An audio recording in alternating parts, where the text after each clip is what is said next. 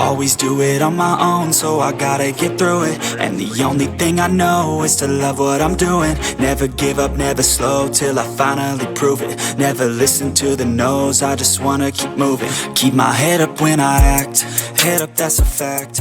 Never looking. Now I know a lot of people are gonna be like, why are you doing that? You know, I can hear Davy Jones right now in the back of my head. You're doing too much. But here's my theory behind it. This is why I'm so OCD about rod ends. And it goes back to my days racing RC cars.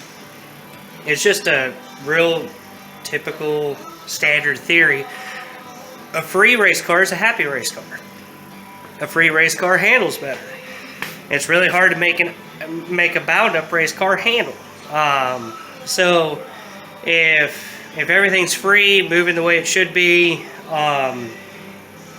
with the right amount of play, and how I look at it, you're gonna have a really happy race car, and a happy race car makes for a happy driver. So now I know a lot of guys aren't gonna do this. I mean, these are a bunch of steel rod ends that came off the car, and I mean they're perfectly fine. There's nothing wrong with them. It's a preference. I mean, you know, something a little bit better is just gonna make that car just a little bit better, in my opinion. These are just rod end supply rod ends. I think they're half by 20 with half-inch hole. They're really tight. They stay tight around the spherical bearing on the inside,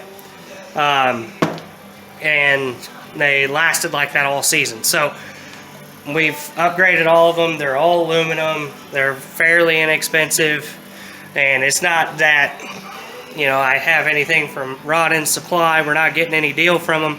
It's what we found, and they work great.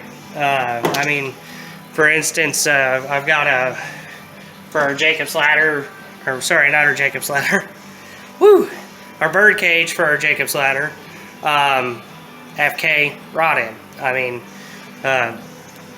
Speedway steel rod ends. But that's just my theory. If you guys have any other like input or advice or counter theories on that, like I've been saying all along, share them down below. Let me know. Let us know, and we'll share it with everybody else. Cleaning these up. We'll be using Zep as well. We got a couple of them that are already clean. We got a bunch of them to clean, and then we got new nuts. We got some nuts that we got to clean. These are all aluminum. We get them from Speedway. Got some steel ones in here, so on and so forth. We've got a bunch of them.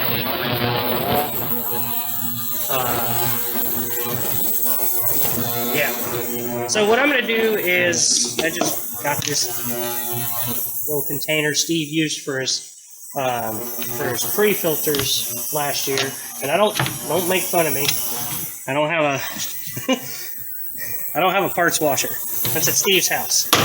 So instead, I got a giant tub of water. So basically, just a bunch of water in here. It's like 10 to 2 with oil eater, which is pretty good shit. And I'll just use this and then one of these, and we'll clean them up. Try to get off all this aniseeds and dirt around the Heim, around the ball in the Heim, and then lube them back up.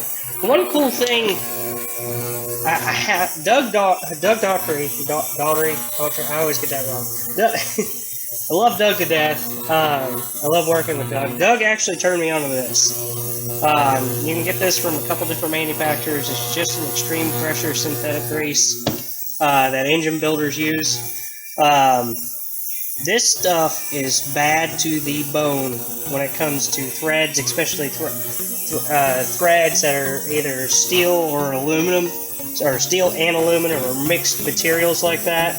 Instead of using, as you can see, 8 years of anti-seize, which that could just be a little bit, but it goes so far and gets everywhere. A drop of that will keep these good all year long.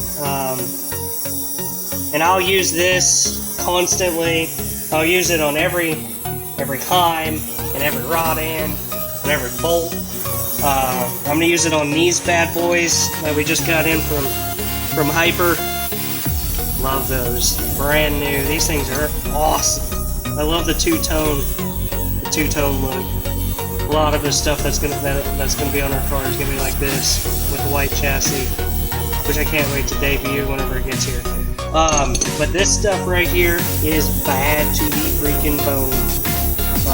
It makes every bolt nut feel smooth as butter. But that's what we got going on here. Let's get after it.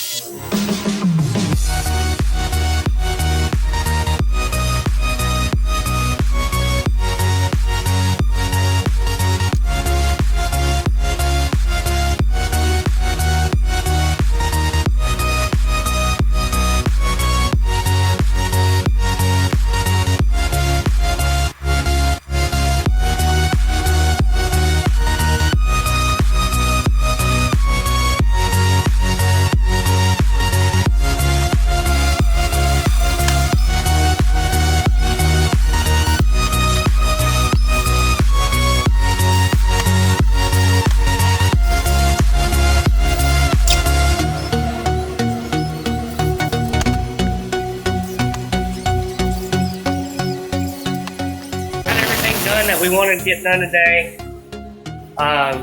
This bad boy is ready to rock and roll. Of course, it's on the torsion bar. You know, we put this up here so Steve can pretend he's racing and watch TV. But we're gonna call it a night. I think we got plenty of video. I hope this ain't too long. I'll edit it down. But like I said, you got something you want to add, you got something you want to talk about, throw in there, put it in the comments below. But other than that, throw a like out there, subscribe, stay in touch. Got anything you want to add, Steve? No, I just want to end the video. Can I end the video? Yeah, end it.